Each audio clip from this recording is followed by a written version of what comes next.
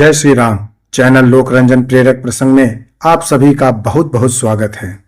वर्तमान समय में समाज भले ही पुरुष प्रधान हो, परंतु वैदिक काल में स्त्रियों की सहभागिता समान रूप से थी।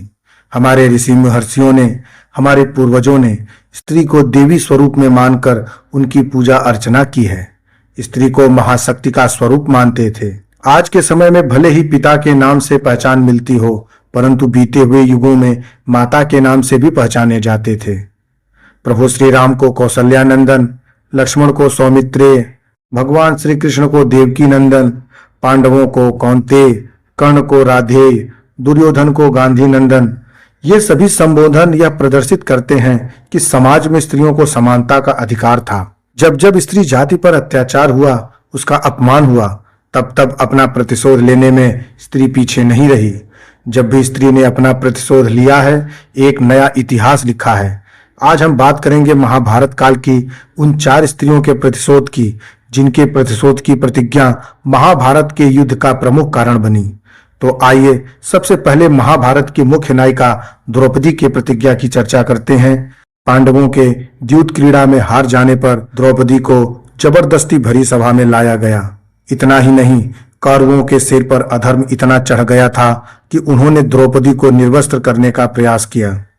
स्वयं दुशासन इस घृणित कृत्य को करने हेतु आगे बढ़ा। भगवान श्री कृष्ण ने स्वयं आकर द्रौपदी की लाज बचाई। उसी दिन द्रौपदी ने अपने प्रतिशोध की प्रतिज्ञा ली। जब तक दुशासन की छाती के रक्त से अपने केसों को नहीं धोएगी, तब तक वह इन केसों को पुनः नहीं बांधेगी। परिणाम स्वरूप भगवान श्री कृष्ण के नेतृत्व में पांडवों ने महाभारत युद्ध में समूल कौरवों का नाश किया। भीम ने दुशासन की छाती से रक्त ले जाकर द्रौपदी को दिया। द्रौपदी ने उस रक्त को अपने केसों में लगाया और इसके साथ रक्तपान भी किया। कल्पना करिए कितना विभत्स दृश्य रहा होगा उस समय, जब हस्तिनापुर के राजमहल में सभी कौरवों के मारे जाने पर हाहाकार, विधवा स्त्रियों का रुदन हो रहा हो, और एक तरफ कुरुक्षेत्र में दुशासन के रक्त से सने द्रौपदी का प्रसन्नता से अट्टहास हो रहा हो। स्त्री के अपमान का कितना भयंकर परिणाम प्राप्त हुआ। अब बात करते हैं महाभारत के ही काल की दूसरी स्त्री की, जिसने अपना प्रतिशोध पूरा करने के लिए 2 बार पुनर्जन्म तक लिया, परंतु अपना प्रतिशोध लेकर ही छोड़ा। काशी राज की 3 कन्या थी, अंबा, अंबिका और अंबालिका। तीनों ही अभूतपूर्व रूप सौंदर्य से सुशोभित थीं। स्वयंवर सभा में स्वयं ही अपने पति का चुनाव करने वाली थीं, परंतु भीष्म ने सत्यवती के पुत्र विचित्र वीर्य के लिए तीनों राजकुमारियों का बलपूर्वक हरण कर लिया।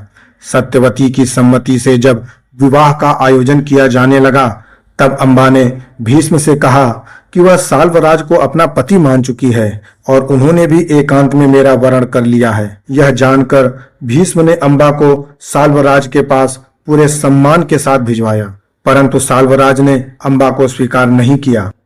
अपने भाई बंधु से दूर, प्रियतम साल्वराज से दूर अंबा अपने को बहुत ही अपमानित महसूस करने लगी। वहां से निकलकर वन के एक आश्रम में पहुंची। वहां उसे उसके नाना राजर्षि होत्रवाहन मिले। उनकी सहायता से परशुराम का सहयोग मिला और भीष्म परशुराम में युद्ध हुआ। भीष्म और परशुराम के मध्य होने वाला यह भीषण युद्ध किसी के रोके से नहीं रुक रहा था। कोई हार मानने को तैयार नहीं था।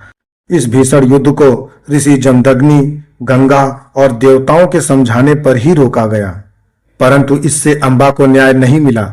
इसलिए उसने स्वयं ही भीष्म के मृत्यु का कारण बनने का संकल्प लिया और तपस्या करने लगी। अंबा को गंगा ने बहुत समझाया, परंतु अंबा अपने संकल्प से विमुख नहीं हुई। गंगा ने अंबा को बरसाती नदी बनने का श्राप दिया, जिसमें बारिश में ही पानी हो। आधे अंग से श्रापवश अंबा नदी के रूप में अवतरित हुई और आधे अंग से वत्स देश में एक कन्या होकर पैदा हुई। दूसरा जन्म लेने के बाद भी अंबा को अपना प्रतिशोध याद था। वह पुनः तपस्या करने लगी। अंबा ने शिवजी को प्रसन्न किया। शिवजी ने अंबा को इच्छित वर दिया कि तुम पहले कन्या के रूप में जन्म लोगी, फिर कुछ काल पश्चात पुरुष रूप में हो जाओगी। अपना प्रतिशोध जल्दी पूर्ण करने के लिए अंबा ने अग्नि में प्रवेश कर दूसरे जन्म को यहीं संपूर्ण कर दिया। पुनः अंबा ने द्रुपद के यहाँ जन्म लिया और महाभारत के युद्ध में अर्जुन के आगे खड़े होकर भीष्म की मृत्यु का कारण बनी। अंबा को अपना प्रतिशोध लेने के लिए 3 जन्म लेना पड़ा, परंतु वह अपना प्रतिशोध लेकर ही रही।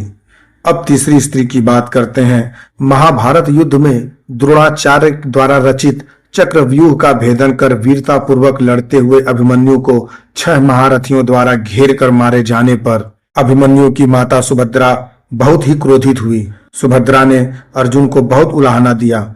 युद्ध में अभिमन्यु के अकेले पड़ने का कारण जयद्रथ था, जिसने युधिष्ठिर, भीम, नकुल, सहदेव किसी को भी चक्रव्यूह में घुसने नहीं दिया। उसे भगवान शिव का वरदान था कि एक दिन के लिए वह पांडवों पर विजय प्राप्त करेगा। अपने क्रोध में जलते हुए सुभद्रा ने अर्जुन को जयद्रथ की मृत्यु के लिए प्रेरित किया। अर्जुन ने सूर्यास्त से पहले जयद्रथ को मारने की प्रतिज्ञा ली और भगवान कृष्ण की सहायता से जयद्रथ का सूर्यास्त से पहले वध करके अपने साथ साथ सुभद्रा का भी प्रतिशोध पूरा किया। अब महाभारत काल में अपना प्रतिशोध पूर्ण करने वाली चौथी स्त्री का प्रसंग सुनिए। महाभारत के शांति पर्व के अंतर्गत राजधर्मानुशासन पर्व में यह वर्णन किया गया है। कलिंग देश के राजा चित्रांगद के यहाँ उनकी कन्या के स्वयंवर महोत्सव का आयोजन किया गया था। उस स्वयंवर में शिशुपाल, जरासंध, भीष्मक, वक्र, कपोतरोमा, नील, रुक्मी, श्रृगाल और शतधन्वा इत्यादि समस्त वीर योद्धा आमंत्रित थे। उसी स्वयंवर में अपने मित्र कर्ण के साथ दुर्योधन भी आमंत्रित था। स्वयंवर के समय राजकन्या भानुमति वरमाला लेकर आई तो दुर्योधन उसकी सुंदरता पर मोहित हो गया। उस स्वयंवर की कोई विशेष शर्त न थी। अपनी इच्छा से भानुमति जिस पुरुष के गले में वरमाला को डालती, उसी के साथ भानुमति का विवाह हो जाता। भानुमति सभी वीरों को देखते हुए आगे बढ़ रही थी। इसी क्रम में वह दुर्योधन के पास पहुंची और उसे अनदेखा करते हुए आगे बढ़ने लगी। उसे आगे बढ़ता देखकर दुर्योधन तुरंत खड़ा हो गया और जबरदस्ती भानुमति के हाथों से वह वरमाला अपने गले में डाल लिया, जिसका सभी वीर योद्धाओं ने विरोध किया। तब कर्ण ने आगे बढ़कर सभी योद्धाओं को परास्त किया। स्वयंवर में इस तरह दुर्योधन के बलपूर्वक हरण करने से भानुमति के पिता का बहुत अपमान हुआ।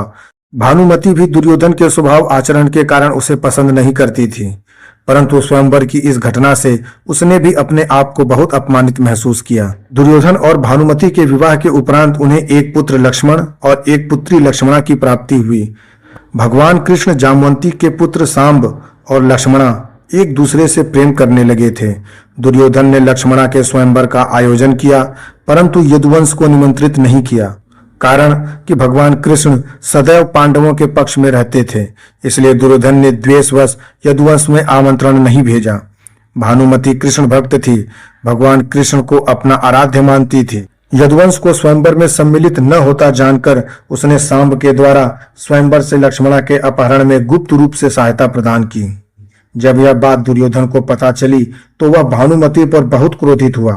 तब भानुमति ने कहा, आपने भी तो मेरा स्वयंवर से ही हरण किया था।